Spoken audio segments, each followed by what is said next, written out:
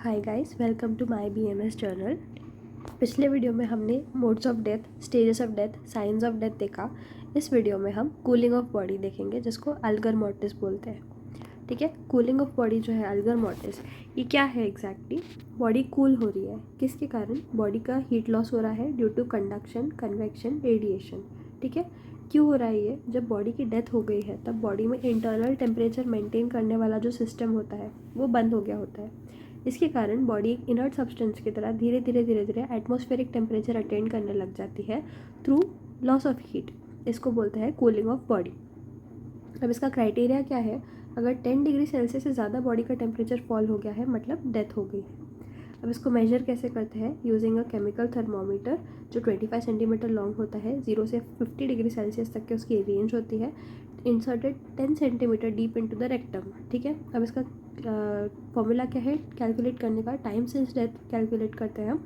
Normal रेक्टर temperature minus observe temperature divided by rate of fall of temperature. अब rate of fall of temperature क्या होता है?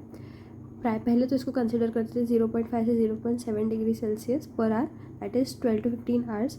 और बाद में जैसे जैसे क्राइटेरिया चेंज हुआ वैसे वैसे 2 to 6 आवर्स के लिए 2 से 2.5 degree Fahrenheit per hour, 6 hours के बाद के लिए 1.5 से 2 डिग्री फ़ारेनहाइट पर आवर, और लेटर मतलब 6 घंटे के बाद से 1 डिग्री फ़ारेनहाइट पर आवर इसको कंसिडर करते हैं।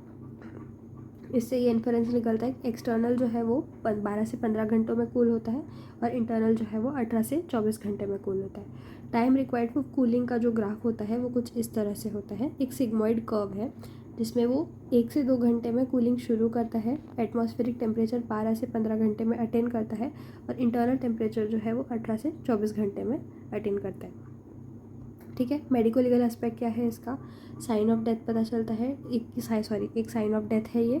इससे टाइम पता चलता है। सम केसेस में पीएम कैलोरिसिटी देखने मिलती है।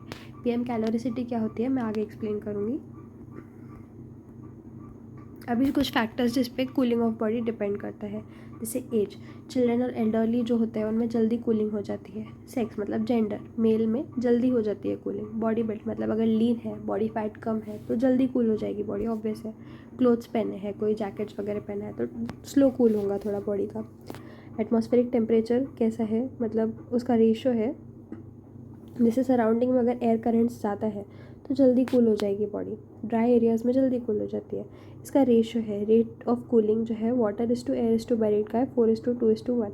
मतलब वाटर में बॉडी सबसे ज़्यादा जल्दी कूल होंगी 4x स्पीड पे एयर में 2x स्पीड में, और बैरिड में उससे भी धीरे कूल होंगी 1x स्पीड में। मतलब बैरिड में ग्राउंड के अंदर है ना, तो हीट लॉस उतना डिफिकल्ट हो जाता है, इसलिए जल्दी कूल नहीं होती है। अब पीएम कैलोरिसिटी क्या होता है? कुछ केसेस में 1 से 2 घंटे बाद में बॉडी को जब कूल होना चाहिए तब वो हीट गेन करना शुरू कर देती है 1 to 2 आवर्स में। इसके रीजंस क्या होते हैं? कोई मेटाबॉलिक एक्सोथर्मिक प्रोसेस हो सकती है, जैसे हीट स्ट्रोक हो गया, उसमें सडनली लॉस हो रहा है हीट का, उसमें हो सकता है। या फिर बैक्टीरियल या वायरल एक्टिविटी हो गई उसके कारण हो रहा है, या फिर death due to extreme muscle activity या हीट रेगुलेटिंग मैकेनिज्म ही अफेक्ट हो गया है, उन केसेस में देखने को मिलता है। जैसे कि for example exothermic process loss हो रहा है मतलब हीट स्ट्रोक हो रहा है। बैक्टीरियल वायरल एक्टिविटी मतलब रेबीज़ जैसे इन्फेक्शन के कारण हो सकता है। डेथ ड्यू टू करंट या बर्न्स के कारण हो सकता है, या फिर एक्सट्रीम मसल एक्टिविटी के कारण हो सकता है। बैक्टीरियल केसेस जैसे निमोनिया है उसमें हो सकता है, या फिर पॉन्टाइन हेमोरेज जिसमें बॉडी का हीट रेगुलेटिंग मैकेनिज्म जो है वो अफेक्ट हो गया है, उन केसेस में भी कूलिंग ऑफ बॉडी पीएम कैलोरिसिटी देखने मिलता है। Thank you. तो ये था कूलिंग ऑफ द बॉडी यानी अल्गर मोर्टिस के बारे में। नेक्स्ट वीडियो में हम राइगर मोर्टिस और लिवर मोर्टिस के बारे में देखेंगे। इन नोट्स का PDF हमारे टेलीग्राम चैनल पे अपलोडेड है, you can check it out. Thank you.